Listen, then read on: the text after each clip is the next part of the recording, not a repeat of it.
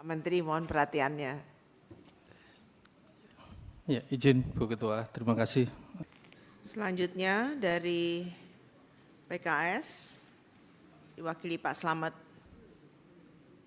Sebelah kanan, Bu. Bismillah. Assalamualaikum warahmatullahi wabarakatuh. Ibu Ketua dan Pak Yuhan yang duduk di depan yang saya hormati, rekan-rekan anggota yang saya hormati, Bapak Menteri dan seluruh jajaran KKP yang juga saya hormati.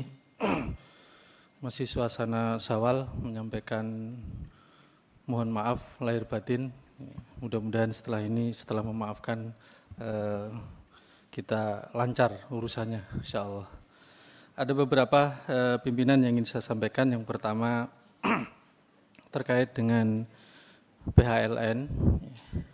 Ya, di sela-sela anggaran yang memang terbatas ini tentunya ya ini satu langkah yang memang diperlukan.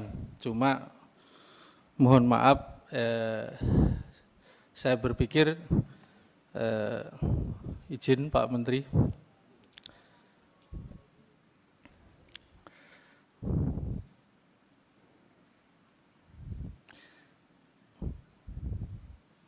Pak Menteri, mohon perhatiannya. Ya, izin Bu Ketua, terima kasih. Jadi terkait dengan yang pertama PHLN Pak Menteri. Jadi ya karena keterbatasan anggaran tentunya ini satu langkah yang mungkin memang menjadi satu alternatif.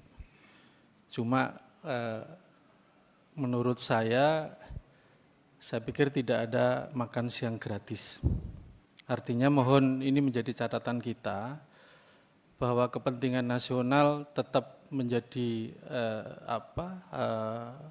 menjadi dasar dari kita semuanya. Nilai-nilai merah putih harus tetap.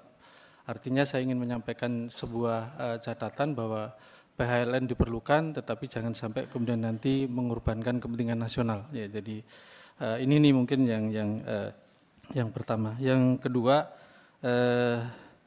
ya terkait dengan anggaran yang ada, ya saya juga agak menyoroti tadi disampaikan oleh Bu Alin, ada perbedaan yang nyata juga antara PSDMKP dengan PSDKP. Maksud saya begini, ya kemarin kalau tidak salah anggarannya juga operasi setahun itu hanya 28 hari. Nah tentunya ini adalah peluang untuk kemudian bagi pengusaha-pengusaha yang nakal di saat memang tahu anggaran KKP terkait dengan pengamanan ini sangat longgar, sehingga ada potensi dua pihak yang memang saling memanfaatkan. Artinya supaya pengamanannya karena memang dananya terbatas cuma 28 hari anggap begitu, sehingga pengusaha-pengusaha yang memang niat dari awal nakal dan tidak mau diawasi, tidak mau, nah ini mohon bagaimana diambilkan solusi, sehingga saya juga ingin mendapatkan penjelasan PSDMKP ini kalau nggak salah lembaganya kan juga sudah dipecah sebagian ke karantina begitu ya. Ini tapi anggarannya bukan, PSDMK itu yang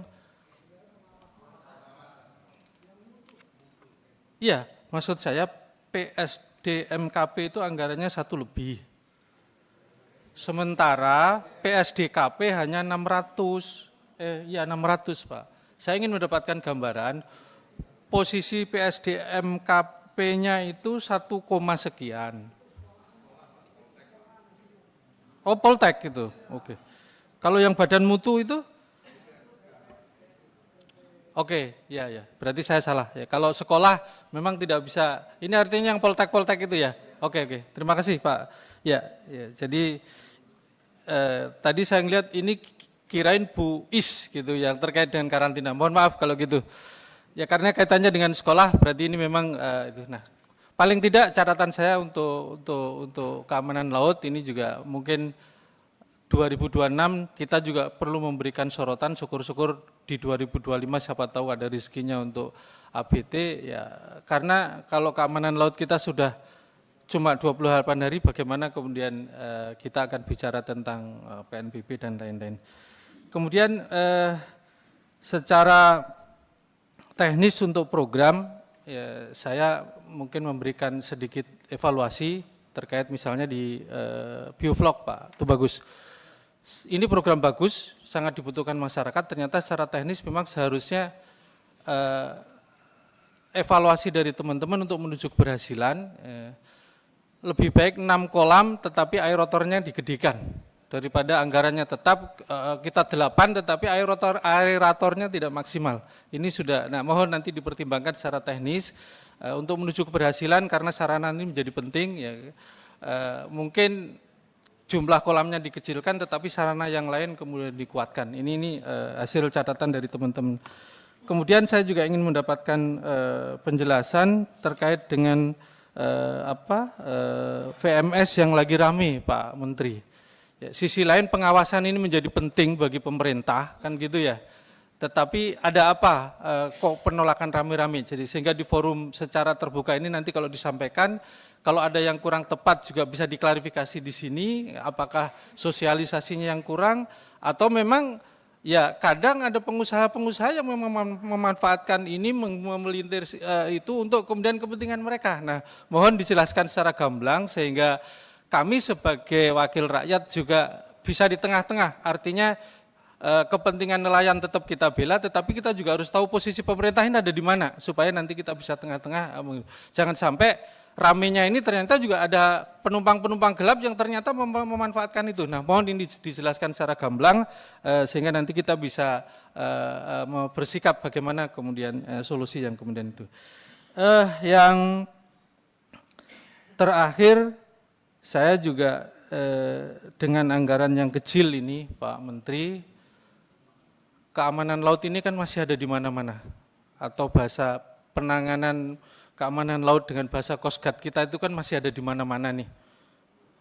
Ada di Bakamla, ada di KPLP, ada di KKP dalam hal ini PSDKP dan juga ada yang lain. Apakah kemudian tidak segera ini juga mudah-mudahan menjadi legasi bagi Pak Menteri untuk dikuatkan lagi bagaimana RUU. Jadi anggaran yang kecil tersebar-sebar kalau ini disatukan mudah-mudahan keamanan laut semakin kokoh gitu sehingga usulan saya mohon dipertimbangkan, dikuatkan dan kami insya Allah akan mendukung terkait dengan RUU Coast Guard di kita. Itu mungkin beberapa catatan dari kami. Terima kasih. Assalamualaikum warahmatullahi wabarakatuh.